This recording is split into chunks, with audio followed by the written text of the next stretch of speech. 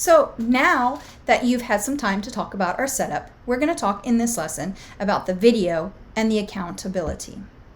So the video. Ready? Here you go. Now this is the time to take your time and record your teachings. So here's a couple of hints that I just want to tell you about. Teach naturally. Just teach naturally. It doesn't have to be a show, just teach.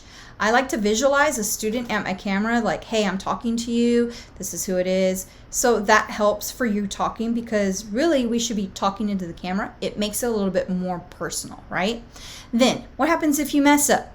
Pause, count to yourself, and then restart.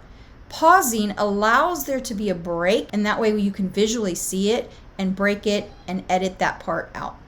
I also like to think about how you sign off and how you open up your videos. I believe we might be going through some PD about writing objectives or lesson points to include in those videos. You can do something like this where I've broken down this whole lesson into different chunks, right? You could include it at the very beginning. So you're not spending each video talking about all of them. But you still want them to know where are they going. So if you noticed, each of these lessons tells you kind of what we're talking about in this lesson, so that way you have an idea, a roadmap of where we're going. Now, I took a little bit of a PD on creating videos, and by no means am I really amazing at it. I'm not. And there's people out there who do like crazy cool stuff with it. So if you feel like that's something you want to do, I would invest a little bit of time on taking some just so you feel a little bit more comfortable on making those videos. Accountability. So now what? How are you going to make sure your students are watching those videos?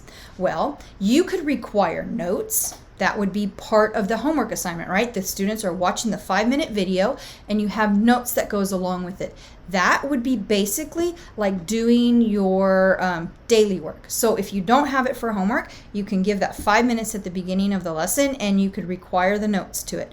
You can make doodle notes that they could either fill in, or you could give them a guideline where they fill it in. Another option is doing Google Forms to create a quiz to complete right after the video. I like this one in a way because then you can get immediate feedback as the teacher. Like, oh, hold on, they didn't answer none of those questions right. They probably need to rewatch the video, or they didn't understand it at all.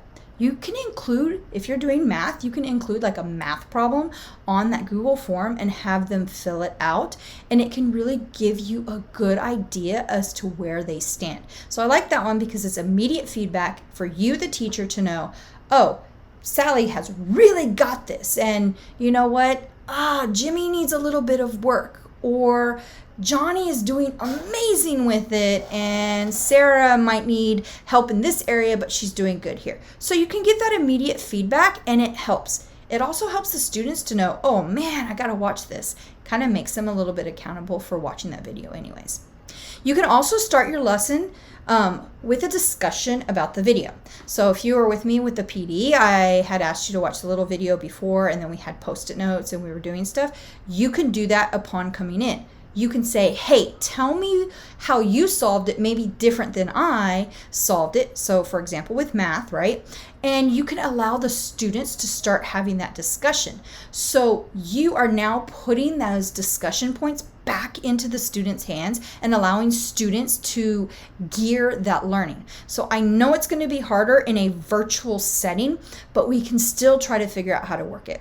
You can also give them a small assignment that correlates to the video. So for example, if you're doing math, I know I keep going to math, guys, I'm sorry, but it's what I know, it's what I like. So you can give them a small assignment. So say you, in your video, you talked about multiplying a 3-digit number by a 2-digit number. You can give them like 1 or 2 problems that goes along with it and tell them to do their best on it. And if it's not great, then you can see what they do. And then when you come back into the classroom, you can go through it all together and you can help those students. So right now, on a post-it note or somewhere or wherever you can write it down, I want you to think about what are some of your thoughts on accountability. Also, here's something, because I know some of you are very hesitant about making videos. What is the difference between being on a recorded live lesson versus your own recording? You're in control of it. So I want you to think about those things.